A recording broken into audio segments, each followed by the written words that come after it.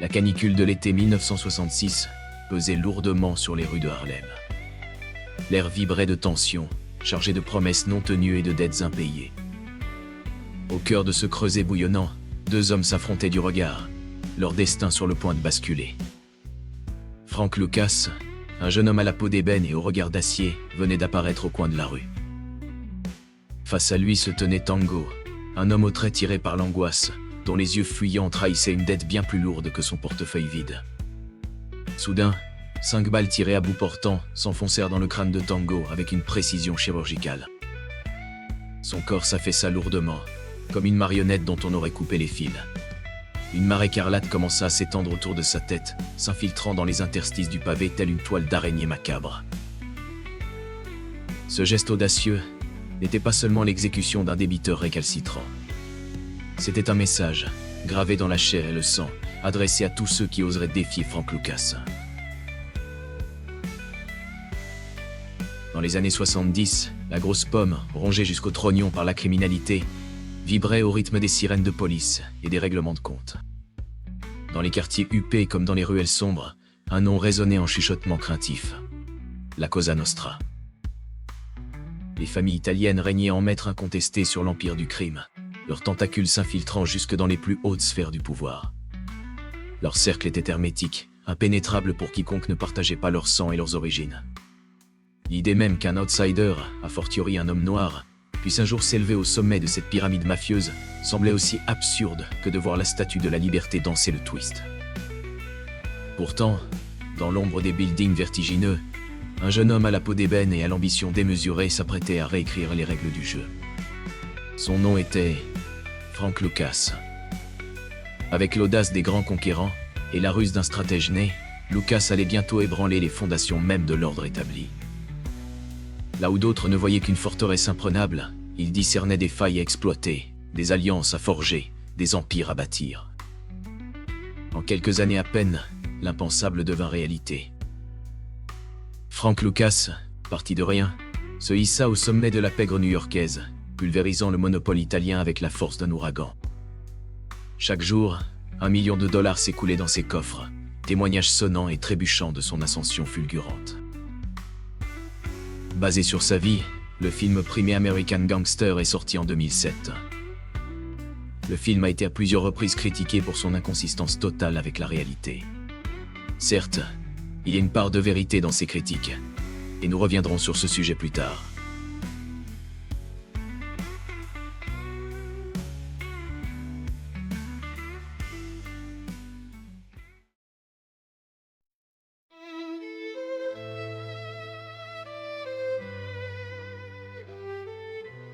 Le 9 septembre 1930, alors que les premiers vents de l'automne balayaient les champs de coton de la Caroline du Nord, un cri perça le silence de la nuit.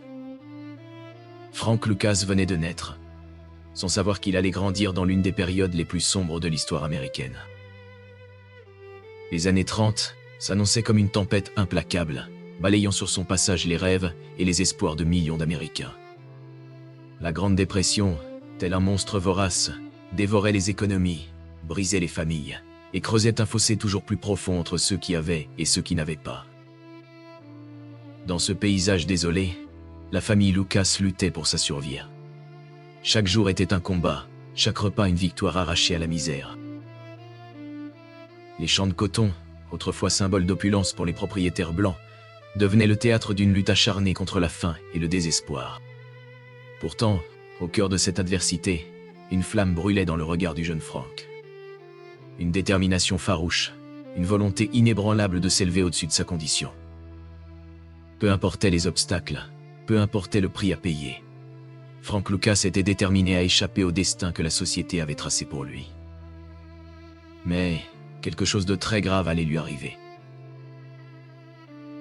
Un après-midi d'été apparemment ordinaire allait à jamais marquer l'âme du jeune Frank Lucas, alors âgé de 6 ans.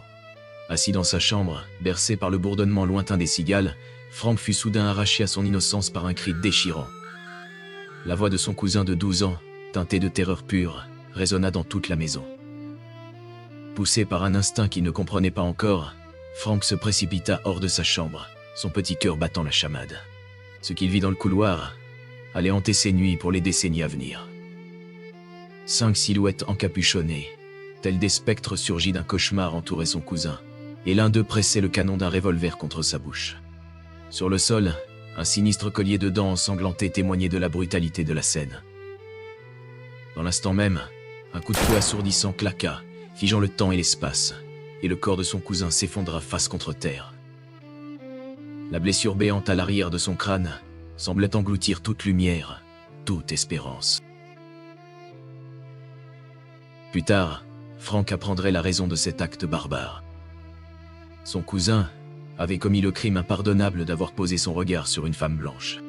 Cette simple transgression des codes raciaux de l'époque avait suffi à déchaîner la violence meurtrière du Ku Klux Klan.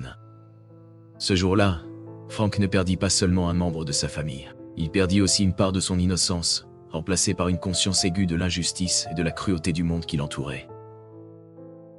À mesure que Frank grandissait, la dureté de son enfance se cristallisait en une détermination féroce à s'élever au-dessus de sa condition, par tous les moyens nécessaires. Dans les ruelles sombres de sa jeunesse troublée, Frank apprit l'art du vol, ciblant les âmes égarées qui titubaient hors du bureau de tabac local. Cherchant à s'extirper de cette vie de petite criminalité, il trouva un emploi de chauffeur de camion. Pendant un temps, la route semblait lui offrir une échappatoire, un nouveau départ. Mais le destin, tel un carrefour traître, le guettait au tournant. Une liaison passionnée avec la fille de son patron embrasa son cœur, mais mit le feu aux poudres de sa vie professionnelle. Lorsque leur secret éclata au grand jour, ce fut l'étincelle qui fit tout basculer. Une confrontation violente éclata, transformant l'entrepôt en arène de leurs démons respectifs. Dans un moment de rage aveugle, Frank saisit un tuyau en fer. Le métal froid rencontra la chair dans un bruit sourd qui résonna comme le glas de ses espoirs de rédemption. Le corps inerte de son patron gisait à ses pieds, témoin muet de sa chute. Paniqué, l'esprit embrumé par l'adrénaline, Frank pilla la caisse, empochant $400, une maigre consolation pour une vie qui partait en fumée. Dans un dernier acte de désespoir, il arrosa d'essence son lieu de travail et y mit le feu, regardant les flammes dévorer les vestiges de ses rêves brisés. Dans leur modeste demeure, sa mère veillait, le cœur lourd d'une angoisse grandissante.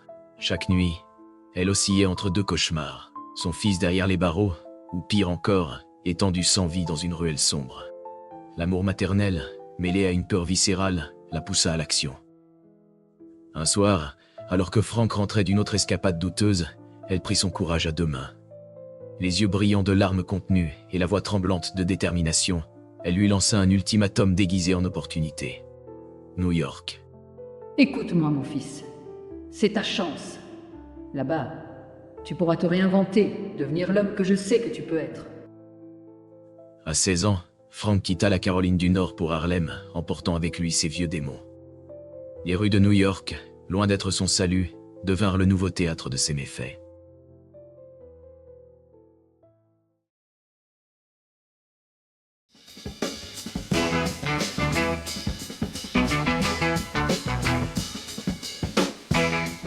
En 1973, Newark, dans le New Jersey, est frappé par une grave épidémie d'héroïne. Les vastes ensembles de logements sont remplis de toxicomanes en surdose. Et les forces de l'ordre sont désespérées de trouver une solution. Derrière cette nouvelle épidémie se cache une marque d'héroïne jusqu'alors inconnue. Les enveloppes en papier sont marquées de la marque Blue Magic. Mais personne ne sait d'où vient Blue Magic, ni qui est derrière tout cela. De l'autre côté de la rivière Hudson, Blue Magic a également New York dans son emprise. Au début des années 1970, on estimait qu'il y avait environ 500 000 toxicomanes à l'héroïne aux États-Unis, dont 200 000 rien qu'à New York. C'était un problème massif. Il était très difficile de traiter avec les trafiquants de manière efficace et efficiente car ils étaient si nombreux. Une quantité énorme d'héroïne était importée dans la ville. Beaucoup de gens se sont impliqués car les gains à tirer de cet élément criminel étaient énormes. C'était un problème très difficile à résoudre. Pour cette raison, la DEA a été créée en 1973 pour combattre le crime lié à la drogue à travers le pays. Leur principal objectif à New York est la mafia. Historiquement, la mafia contrôlait 80% du commerce d'héroïne. Celle-ci arrivait aux États-Unis depuis la Turquie via la tristement célèbre French Connection. La mafia raffinait l'héroïne à Marseille, en France, avant de l'expédier à New York, souvent dissimulée dans les espaces creux des voitures. Mais lorsque le gouvernement américain a financé la destruction des champs de pavots en Turquie, il pensait avoir coupé l'approvisionnement en héroïne pour toujours. Pourtant, venant de nulle part, Blue Magic inonde le marché, plus pure, moins chère et plus addictive. New York dans son ensemble a toujours été le point principal par lequel les drogues entraient avant d'être distribuées à Détroit ou Chicago. Mais Harlem, dans les années 1970, était vraiment l'épicentre de la distribution de drogue, en particulier d'héroïne. Les utilisateurs sont de tous âges et de tous horizons. Les effets de l'héroïne sont indifférents.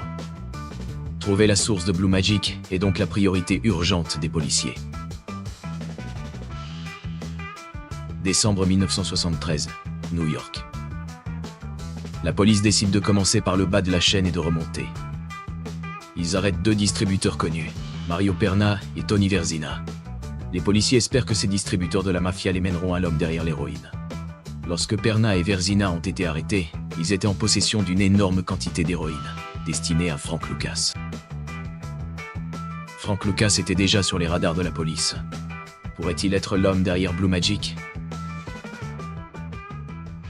Une perquisition ultérieure dans l'appartement de Versina fournit aux policiers des preuves concrètes liant la mafia à Frank. Il avait sur lui des documents qui mentionnaient Lucas et les grossistes par leur pseudonyme, ainsi que leur véritable numéro de téléphone. Sous interrogation, Perna et Versina nomment Frank. C'est la dernière pièce du puzzle dont les policiers ont besoin. Mais la police ne savait pas vraiment qui était Frank Lucas.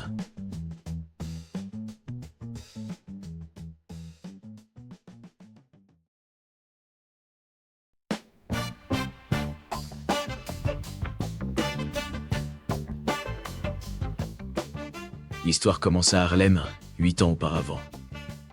À l'époque, Frank était un simple revendeur de drogue de Caroline du Nord qui a suivi le conseil de sa mère et qui faisait de l'héroïne à Harlem depuis 5 ans. Passant d'un petit voleur à un revendeur, Frank est impressionné par l'énorme quantité d'argent que l'héroïne rapporte. S'il peut gravir les échelons, il pourra gagner encore plus. Mais il doit se faire un nom pour lui. Comme tout autre seigneur de la drogue en ascension, pour y parvenir, il faut acquérir une certaine réputation dans les rues. Frank prête 1 kilo d'héroïne à un voyou de rue nommé Tango pour un deal. Mais quand Frank réclame son argent, Tango ne paye pas. Frank saisit l'opportunité qu'il attendait. La mort de Tango propulse Frank dans l'échelle du pouvoir. C'est le genre de cruauté qui attire l'attention des grands poissons de Harlem. Et il ne faut pas longtemps avant qu'il obtienne sa chance de gravir les échelons. En 1966 à Harlem, Frank joue au billard dans un club lorsque Ice Pick Red, un tueur à gages notoire, le défie à une partie à $1000. Mais les enjeux augmentent lorsque Bumpy Johnson, une figure légendaire avec des connexions à la famille du crime génovaise, arrive. Bumpy, le plus puissant dealer d'héroïne de Harlem, entend parler de la réputation de Frank et veut voir s'il peut battre Ice Pick. Frank accepte le défi, gagne la partie et gagne le respect de Bumpy. T'as vraiment du cran de t'en prendre à Ice Pick comme ça. La plupart des hommes ne l'auraient pas fait. Je savais que je pouvais le battre, Monsieur Johnson. J'avais juste besoin d'une chance pour le prouver. Non, pas la peine, petit. Tu m'as montré que tu avais ce qu'il faut pour survivre dans ce milieu. Reste avec moi, et je t'apprendrai à faire plus que survivre. Je suis prêt à apprendre, Bumpy. Quoi qu'il en coûte. Bien. Première leçon, fiston. Dans ce business, le respect vaut plus que l'argent. Si tu gagnes ça, tout le reste suivra. C'est une étape importante dans la carrière de Frank en tant que dealer d'héroïne. Et il ne faut pas longtemps avant que le commerce de l'héroïne subisse une révolution. Harlem, New York, 1970. 4 ans après que le dealer de drogue de Harlem, Frank Lucas, soit devenu le confident de Bumpy Johnson, le baron de l'héroïne meurt à l'âge de 62 ans. Ancien voleur devenu dealer d'héroïne, Frank Lucas est désormais l'homme le plus puissant de Harlem et prend naturellement la place de Bumpy dans la chaîne d'approvisionnement de la mafia. La demande d'héroïne est en forte hausse à Harlem. 15 000 toxicomanes vivent dans le quartier, avec des taux de dépendance 12 fois supérieurs à la moyenne nationale. Mais après la destruction de la French Connection par la police, l'approvisionnement régulier de la mafia en héroïne se tarit. À mesure que l'offre diminue, les prix augmentent et les profits de Frank sont réduits. Très vite, Frank se retrouve sérieusement endetté envers la mafia. Chaque dealer de drogue en ascension tend à accumuler des dettes, mais celle de Lucas, selon certaines histoires, atteignait des niveaux dangereux. La police surveille et surécoute certains gangsters italiens et italo-américains qui parlaient de tuer Frank parce qu'il leur devait plus de 300 000 dollars. La mafia représente un grand problème pour Frank. Il est désespéré de rembourser ses dettes et de trouver une nouvelle source fiable pour approvisionner ses clients. Il cherchait une solution et une nouvelle source d'approvisionnement en drogue. Et avec l'arrivée de Blue Magic, il est clair qu'il l'a trouvé. Et Frank gagne plus d'argent que jamais. Frank a tout fait pour s'assurer que ses clients ne seraient pas tentés par d'autres marques. Il voulait monopoliser le marché, et la manière dont il y est parvenu était d'augmenter le pourcentage d'héroïne dans ses paquets. Lorsqu'un toxicomane obtient un produit qui lui procure un effet meilleur et plus long, il va se tourner vers ce produit. Ainsi, la marque Blue Magic a également été un élément clé du succès de Frank. Même une Blue Magic fortement coupée offre un effet supérieur à celui de la concurrence. Cela rend Frank très riche. Lucas gagnait au moins 1 million de dollars en espèces chaque semaine. Mais Blue Magic se révèle mortel. Le problème sérieux était que, s'il mettait 10% d'héroïne, comme il le faisait au début, voire 6 ou 7%, les gens n'étaient pas habitués à cela. La population toxicomane faisait des overdoses avec cette nouvelle marque qui avait un pourcentage plus élevé d'héroïne, et les gens ne pouvaient pas le supporter. Mais tout le monde en voulait, car cela offrait un effet plus puissant. Il est clair que l'opération de Frank est plus grande que ce que les policiers avaient imaginé. Blue Magic s'étend au-delà de New York et atteint le New Jersey. La distribution est gérée par la famille de Frank, y compris son neveu de 17 ans et son frère Shorty Lucas. Ils se font appeler les Country Boys. La réputation violente du gang, encouragée par Frank et Shorty, répand la peur à travers le New Jersey. En 1973, Blue Magic a transformé la vie de Frank. Sa fortune est en pleine expansion. Il a désormais environ 50 millions de dollars cachés dans des comptes bancaires aux îles Caïmans. Il aime dépenser son argent dans l'un des endroits les plus branchés de Harlem, Small's Paradise. Il était notoire pour ses dépenses. Il aimait montrer aux gens à quel point il était riche. Et cela, bien sûr, attira l'attention du gouvernement. C'est à ce moment-là que Richie Roberts entre en scène. Richie Roberts a vu de ses propres yeux que Frank gagnait beaucoup d'argent. Mais il n'a toujours aucune idée d'où vient Blue Magic. Donc, la chasse est lancée.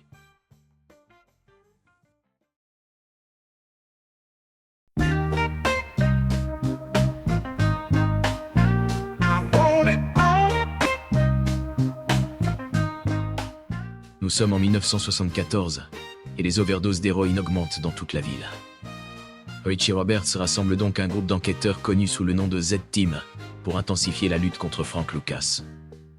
Il voulait savoir où l'héroïne était coupée et comment elle arrivait. Il voulait savoir comment Frank était capable de contrôler tout cela. Ils ont tout fait pour déterminer ces aspects. Et pour ce faire, Roberts a envoyé un échantillon de Blue Magic pour analyse. Grâce aux chimistes, ils ont découvert la différence dans la qualité de l'héroïne. Ils ont constaté qu'elle était de plus en plus pure. Ils pouvaient également déterminer de quelle partie du monde elle provenait. Et les résultats les ont surpris. Cela venait d'Asie. Ils avaient donc immédiatement une idée de l'endroit où les pavots étaient cultivés. Mais ils ne savaient pas encore comment cela entrait dans le pays. La seule personne qui connaît la réponse est Frank. Et Roberts s'est déterminé à découvrir la vérité. À New York, la Z-Team et la police locale sont également sur la piste de Frank Lucas. Mais tout le monde garde ses cartes pour lui. En fin de compte, ce n'est pas Richie Roberts, mais les autorités de New York qui arrivent à attraper Frank Lucas en premier. Le 18 janvier 1975, Frank est chez lui avec sa femme Julie. La police de New York se présente avec un mandat de perquisition. Ils espéraient trouver des preuves pour arrêter Frank. Mais la perquisition révèle bien plus que ce qu'ils auraient pu espérer. Ils trouvent dans sa maison une énorme quantité d'argent en billets de 20 et de 10 dollars. Au total, près de 600 000 dollars en espèces sont saisis. Frank Lucas et sa femme sont tous deux inculpés. Julie, pour obstruction à la justice, et Frank, pour complot en vue de distribuer de l'héroïne. En 1976, avec Frank Lucas purgeant désormais une peine de 40 ans de prison, la police espère que le flux de Blue Magic bon marché et puissant se tarira. Mais l'héroïne est toujours dans les rues. Donc, celui qui distribue Blue Magic n'est pas Frank. L'équipe de Richie Roberts, au New Jersey, est toujours aussi loin de savoir d'où cela vient. Puis, ils reçoivent une information. Ils avaient des informations selon lesquelles un colis venait de Caroline du Nord. Il était destiné à un des appartements à Newark. En défonçant la porte, l'équipe Z de Richie Roberts découvre que le gang de rue de la famille de Frank est toujours actif. Cette opération de démantèlement permet de saisir de l'héroïne d'une valeur de 10 millions de dollars.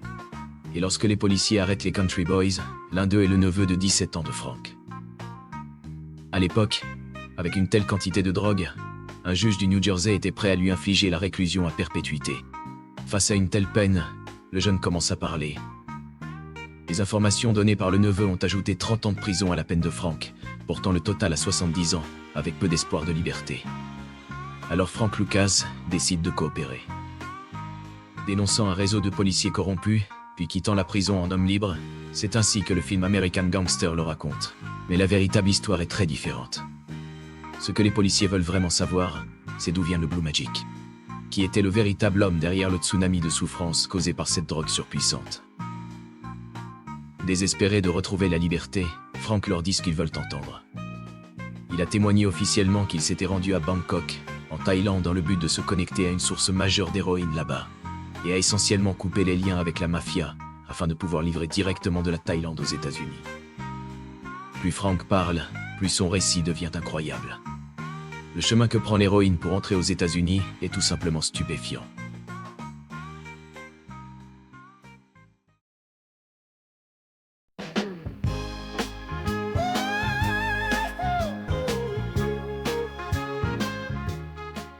Nous sommes en 1972. L'histoire commence 3 ans avant l'arrestation de Frank. À cette époque, il est lourdement endetté auprès de la mafia et se cache dans une planque secrète. Mais contre toute attente, une opportunité inespérée se présente. Frank rencontre un importateur d'héroïne qui lui propose l'affaire de sa vie. Une chance de se faire une fortune tout en éliminant la mafia de l'équation. Frank, bien sûr, était impatient d'accéder à cette source, qui devint finalement Blue Magic. Cela lui donnait une liberté par rapport à la mafia italo-américaine. Il n'avait plus besoin de travailler avec eux. La qualité était tellement élevée qu'il pouvait gagner encore plus d'argent. Frank alors révèle le véritable cerveau derrière Blue Magic. Un dealer que les policiers ont déjà en garde à vue, Leslie Ike Atkinson. En l'espace de 2 ans, Frank Lucas est devenu extrêmement riche, mais il souhaite obtenir une promotion. Lorsque le bras droit d'Ike Atkinson est emprisonné, Frank profite de l'occasion. Il se rend en Thaïlande pour faire une offre qu'il pense qu'Ike ne pourra pas refuser. Ike était toujours méfiant à l'égard de Frank, il ne lui faisait pas totalement confiance, et il ne veut pas accorder de contrôle à Frank au sein de son organisation. Il veut simplement qu'il soit son dealer à Harlem. C'est un rejet que Frank n'oubliera jamais. Et il sait qu'il a perdu des millions de dollars. Maintenant, dans la salle d'interrogatoire, Ike va payer pour avoir tourné le dos à Frank. Il est sur le point de révéler aux policiers l'incroyable histoire derrière Blue Magic et l'ex-sergent-chef de l'armée américaine derrière l'opération. Revenons en 1968 au Vietnam. La guerre fait toujours rage, et le sergent à la retraite Atkinson voit une opportunité avec un ancien collègue militaire, Herman Jackson, pour approvisionner les États-Unis en héroïne de haute qualité. Ike et Jackson achètent de l'héroïne bon marché dans les champs de pavots du Triangle d'Or au Laos, en Birmanie et en Thaïlande. Ensuite, il la fait passer aux bases américaines à bord d'avions militaires. Lentement mais sûrement, Atkinson a construit ce réseau en utilisant des soldats rentrant aux États-Unis en permission. Et l'armée américaine ne prêtait pas attention étant occupée par la guerre. Mais après 4 ans, les autorités commencent à suspecter que l'héroïne entre par les bases militaires américaines. Ils savaient que d'une manière ou d'une autre, les militaires ou des personnes militaires étaient impliqués. Mais personne ne savait qui était Atkinson pendant plusieurs années, exactement comme il le souhaitait. Avec un contrôle renforcé des douanes militaires, ces opérations ont dû faire preuve de créativité. Pendant la guerre au Vietnam, les soldats utilisaient de petits sacs de sport en cuir appelés sacs à wall, qui avaient un compartiment secret sous un fond caché. Cet espace secret était utilisé pour faire passer environ 700 grammes d'héroïne pure. Ike a développé des méthodes de contrebande encore plus ingénieuses, utilisant des boîtes de film et des soldats portant des plâtres aux jambes, tout en construisant un réseau d'au moins 50 associés et de centaines de soldats au passage. Il avait des clients partout sur la côte est des États-Unis, non seulement à New York, mais dans le monde entier. Il avait des clients à Philadelphie, Pittsburgh, Washington et même sur la côte ouest. La police affirme qu'entre 1968 et 1975, Ike a gagné 400 millions de dollars, ce qui équivaudrait probablement à environ 1 milliard de dollars aujourd'hui. En essayant d'échapper à la police, Ike continue pendant des années à utiliser des avions militaires pour faire passer de l'héroïne pure à travers les bases américaines. mais Frank Lucas est sur le point de faire s'effondrer toute l'opération. Juin 1975. Les informations fournies par Frank Lucas sont dévastatrices pour Ike et ses opérations. Grâce à la coopération de Frank, plus de 100 personnes ont été condamnées en 1975. Il a dénoncé ses associés criminels, des personnes avec qui il faisait des affaires, des membres de son organisation et des personnes d'autres organisations. Déjà accusés de trafic d'héroïne, les policiers réalisent maintenant l'ampleur de l'organisation d'Ike. On estime que son réseau de contrebande vers les États-Unis vaut 50 millions de dollars par an. Et pourtant, en dehors de la police, peu de gens savaient même qu'il existait. Après un long procès, Ike plaide coupable et est condamné à 19 ans de prison. Grâce à la coopération de Frank, sa peine de 70 ans de prison a été réduite à 6 ans seulement, et il a été libéré en 1981.